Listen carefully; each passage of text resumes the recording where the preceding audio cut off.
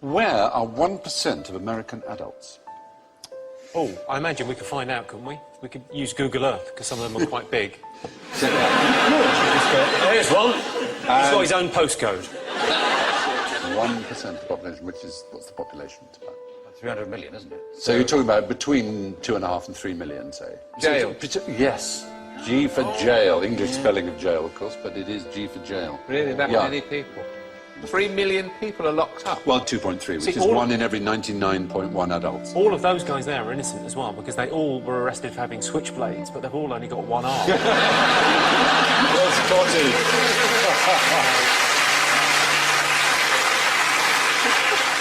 Proportionally, Americans imprison more than twice as many as South Africans, more than 3 times as many as the Iranians, more than 6 times as many as the Chinese. No society in history has imprisoned more of its citizens than the United States of America. We've done pretty well, though, don't we? We sort of top the European League. We're ahead of China, Turkey and India. Yes. Yeah, with 148 prisoners per 100,000.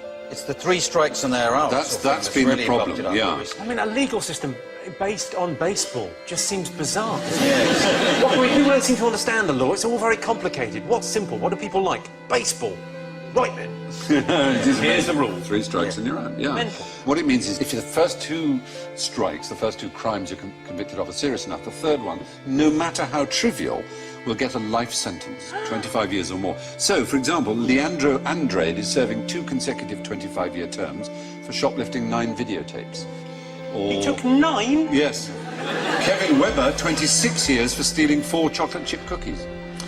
It's astonishing. It's really stupid, isn't it? Because if you know you're on this sort of deal... Yes. Yeah. Take 5. Yes, That is Do the idea, obviously. another murder. Do a bank job. There's no point... There's no point doing anything trivial. If No, you're I know. going to get caught. It is a bit bonkers. But the racial numbers are a bit worrying. And the gender numbers, it's 1 in 30 men aged 20 to 34 is behind bars. But for black males, that's 1 in 9.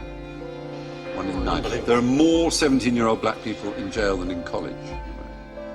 So 5% of the world are American, 25% of all prisoners Isn't the real are American. controversy with this the business end of it? Well, that's true. It's also, as you say, right, so it is a business. Because it's not just license plate, they make loads of stuff. Well, one of the things I should have said when talking about contraband is that you're not allowed to bring into America anything that's been made by forced labour or prisoners. But in America, you could almost say, if you were so minded, that they've reinvented the slave trade. They produce, for example, 100% of all military helmets, ammunition belts, bulletproof vests, ID tags and other items uniform, 93% of domestically produced paints, 36% of home appliances, 21% of office furniture, which allows the United States to compete with factories in Mexico because, of course, obviously the workers can't refuse to work for 25 cents an hour. I very much like to say something hilarious, but something must be done. It is. Yes, It's Feels a bit more astonishing. question-timey this year. Come on. It is a bit amazing, isn't it? yeah. It's extraordinary. Yeah. It's slavery by the back door. Exactly, wasn't it? Plenty for you to work. You get solitary confinement if you refuse to work. Yeah, more than 1 in 100 American adults are in jail.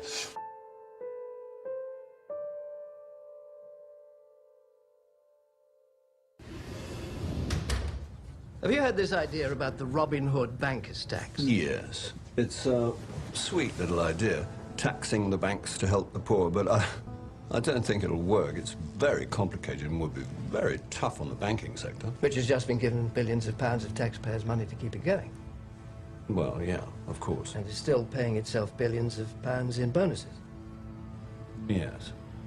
So the tax is a charge on all bank transactions that don't include members of the public. Bonds, derivatives, currency, speculative stuff. Is that right? Yeah, something like that. Very complex. So the bankers would give how much from each deal they do? 25%? Well, no, not that much. 10%? No. 5%? No, not 5. More or less? Slightly less. What, 1%? Not quite. Half of 1%? No. A tenth of a percent? No. Half of that. They give around 0.05% of every deal. Yeah, that's about right. And sometimes it'd be even less. That doesn't sound like a lot to most people. No. I can see that. And how much would it raise to help people at home and abroad? Oh, a fair amount, I believe. Well, £1 million a year. No, more than that. 100 million pounds? More. 500 million pounds? Well, £1 billion? no, it's slightly more than that, I'm told. 10 billion pounds? More. 50 billion pounds?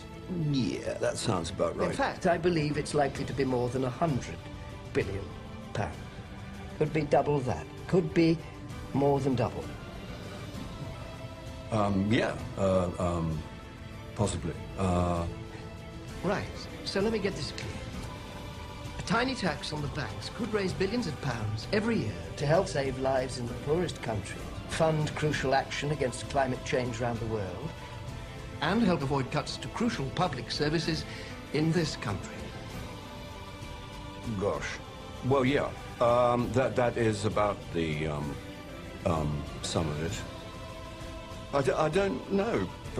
Perhaps it's, quite a good idea.